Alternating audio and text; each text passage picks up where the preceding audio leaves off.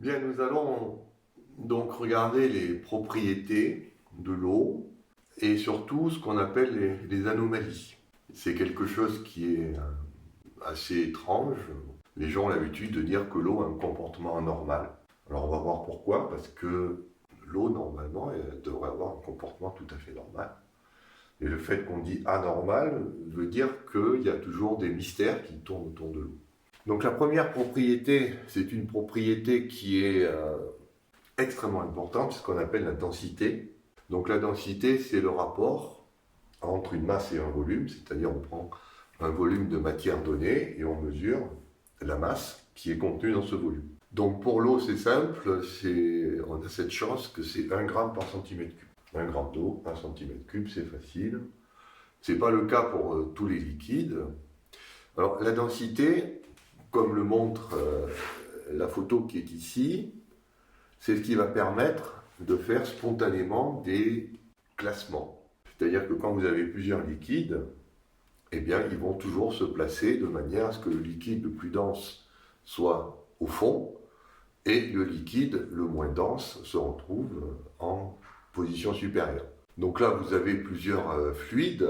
Le sirop de sucre, qui en général est très dense, donc on va le trouver au fond du bécher. Ça, c'est de l'huile de vidange, un lubrifiant de moteur, qui est en général un petit peu moins dense que le sucre. Là, vous voyez, on a mis du lait. Là, on a mis qu'on appelle de la lessive, détergent liquide. Ici, on a mis de l'eau. Alors, on a mis un colorant, bien sûr, hein, donc on voit l'eau, parce que sinon, elle est incolore. Là, c'est de l'huile d'olive ou de l'huile de tournesol. Et puis, tout en haut, c'est de l'huile de pétrole. C'est ce qui a le liquide qui a la densité la moins importante. Alors, cette propriété de densité, vous voyez, elle a cet intérêt, c'est que tout ça, ça se fait spontanément. C'est-à-dire que si je mélange tous ces liquides, hop, au bout d'un certain temps, ils vont se stratifier comme ça. Il va y avoir plusieurs strates qui vont apparaître. Alors, ce qui va nous intéresser, c'est qu'est-ce qui se passe lorsqu'on met de l'eau dans l'eau? C'est intéressant, parce qu'à ce moment-là, on met juste de l'eau dans l'eau, et ce qu'on va faire, c'est faire varier la température. Alors, un petit mot sur la température, elle va toujours démarrer à moins 40. Alors ça peut sembler surprenant de démarrer à moins 40 pour ceux qui connaissent les propriétés de l'eau, puisque l'eau est censée geler à 0 degré. En fait, c'est pas vrai. Ce qui gèle à 0 degré, ce n'est pas l'eau pure, mais l'eau qui contient des gaz dissous, des sels. C'est-à-dire c'est une eau qui est au contact de l'air. Si on purifie l'eau de façon extrême, en s'arrangeant pour qu'il n'y ait vraiment plus de bulles de gaz et qu'il n'y ait plus de sel, on peut descendre environ jusqu'à moins 40 degrés, en la gardant liquide. C'est ce qu'on appelle le phénomène de surfusion. Et c'est intéressant parce que si on se limitait à 0 degré, on serait ici, on verrait à peine cette anomalie qui est très caractéristique de l'eau, c'est-à-dire qu'il y a un maximum de densité à 4 degrés C. Bon, exactement, c'est 3,984. Alors, ça, c'est donc la manière, la courbe rouge, comment varie la densité de l'eau en fonction de la température. La première chose qu'il faut savoir, c'est ce qui se passe quand on a un liquide normal, qu'on appelle, c'est-à-dire quelque chose qui, la plupart des liquides se comportent comme ça, c'est la ligne droite que vous avez ici.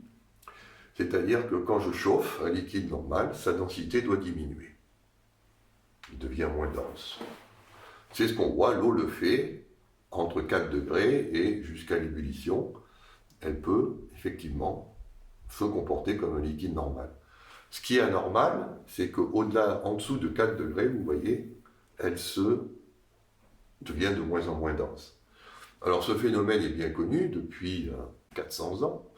Il a été étudié par Galilée de façon un petit peu sérieuse et il est responsable de ce que tout le monde connaît, c'est-à-dire que lorsque vous baissez la température en dessous de 4 degrés, eh bien l'eau, au lieu de se contracter, elle se dilate.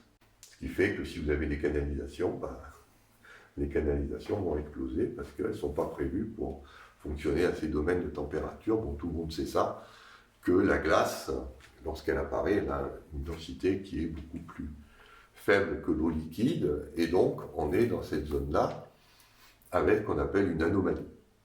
Alors pour que les choses soient encore plus évidentes, Il faut savoir que quand vous chauffez, et ça c'est vrai par contre, toujours, vous augmentez ce qu'on appelle la vitesse des molécules et des atomes qui constituent la substance. C'est-à-dire que si je suis à basse température, j'ai des vitesses qui sont faibles.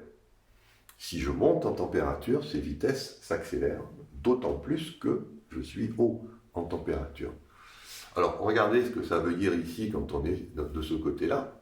Ça veut dire que je chauffe, les molécules d'eau vont donc plus vite, et comme elles vont plus vite, elles occupent un volume plus important. Et comme ce volume est plus important, la densité doit diminuer, puisque c'est le rapport masse sur volume.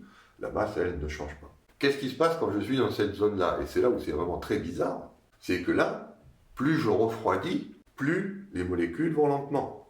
Donc plus elles peuvent occuper un volume qui est a priori petit. Et donc la densité devrait augmenter. Or, qu'est-ce qui se passe? Plus je refroidis, plus le volume est grand. C'est-à-dire, alors que les molécules vont moins vite, elles occupent un volume plus grand. C'est quand même très surprenant, le comportement. Et c'est tellement surprenant qu'il faudra la physique quantique pour expliquer ça. Si vous n'avez pas la physique quantique, c'est très difficile d'expliquer comment une baisse de vitesse peut provoquer une augmentation de volume. Et voilà, donc, un des problèmes de l'eau, c'est ça, c'est qu'il y a ce maximum de densité qu'il faut expliquer si on veut prétendre comprendre l'eau.